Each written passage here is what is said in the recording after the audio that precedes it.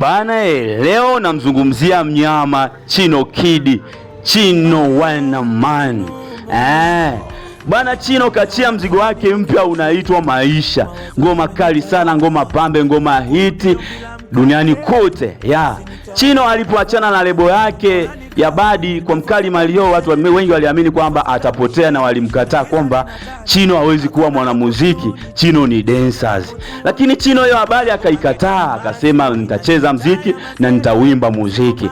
Mbaya zaidi akaamua kuhama kabisa na kukimbilia zake South Africa kushindilia misumari ya piano. Muziki wa piano Chino ananyonga kuliko hata wa South Africa wenyewe na muziki wao. Kiukweli nani asemjua Chino tena? Chino kawa habari ya mjini.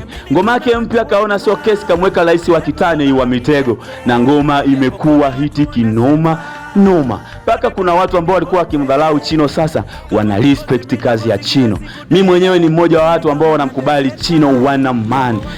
Siku nikipata bahati ya ukanae kita happen popote pale na nitaongea naye na nitajaribu kuzungumza naye kuhusu mafanikio yake ya muziki na ameanzia wapi. Kilichoongelewa ndani ya ngoma yake ya Maisha bana, kwa watu ambao tumekulia mtaani tunajua nini alikuwa anamaanisha Chino Wanaman. Shaluku Malimba from Laxili, Mwanza Machinjioni, Igoma.